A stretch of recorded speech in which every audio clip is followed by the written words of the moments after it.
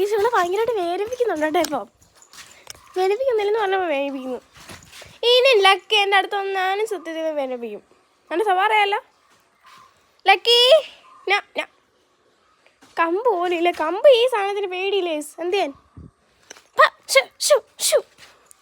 ഇങ്ങനെ ചുമ്മാ കാണിച്ചത് പോയിക്കോളും.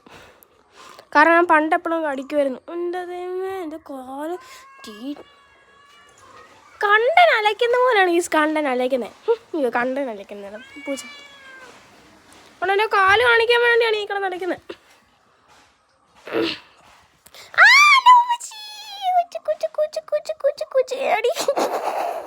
എഴുതാ നിന്നെ കുറിച്ചല്ല കുറ്റം പറഞ്ഞ പഗ്ഗിനെ കുറിച്ചാ കുറ്റം പറഞ്ഞ. സത്യത്തിലും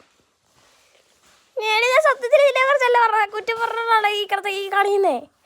എന്തുവാടാ ഇത് കാണിക്കുന്നത്? എനിക്ക്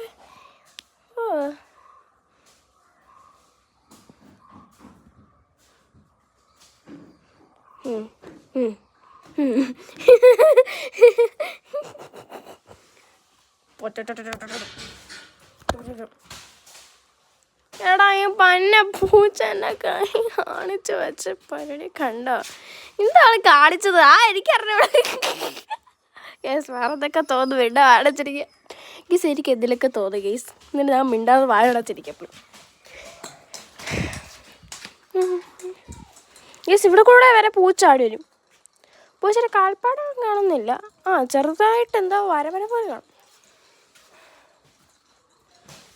ഞായറാഴ്ച ഇവിടെ നിന്നും ചാടി കയറി എഴുതിയിരുന്നു. ആ സാധനം ഇവിടെ വരെ കയറി വരും. അതങ്ങനത്തെ ഒരു മരവണ്ടിയാണ്. കേസ് ഒന്ന് ആലോചിച്ച് നേരത്തെ ഇത്രയും നീളമുണ്ടായിരുന്നു. അല്ലെ ഒരു വട്ടയാടാ ആ സാധനത്തിന്.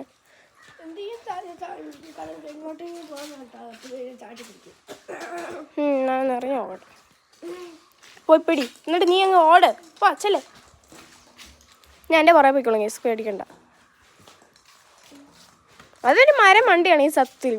വണ്ടിയെല്ലാം വന്നാലും അവിടെ വായി നോക്കി ഇങ്ങനെ ഇരുന്നിട്ട് 10-20 സെക്കൻഡ്സിന് മുന്നെയാണ് വണ്ടി ഇരുന്നിട്ട് 10-20 സെക്കൻഡ്സിന് മുന്നെയാണ് ഇറങ്ങിയത്. നല്ല ബോൾ കടിക്കാൻ നോക്കുന്നടാ പൊട്ടിപ്പൂച്ച. കടിച്ചെടുക്കാൻ നോക്കുക പക്ഷെ പറ്റുന്നില്ല. ബോളല്ലേ പ്ലാസ്റ്റിക് അല്ലേ. ഇതിൻ്റെ നെല്ലാണല്ലോ ഇപ്പോഴേ.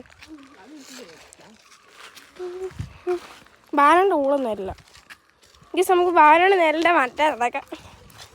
ആഹാ അതുപോലെ എന്നല്ല അപ്പുറത്തെ ലക്കിയുടെ ബോൾ എന്തെടാ? അത് കൊടുക്ക് പോട്ടെ. അങ്ങനെങ്കിലും കളിച്ചോണ്ട് പോട്ടെ, അല്ലെങ്കിൽ നമ്മളെ കാലെല്ലാം പറിച്ചു പഠിക്കും അതുപോലെ. എടാ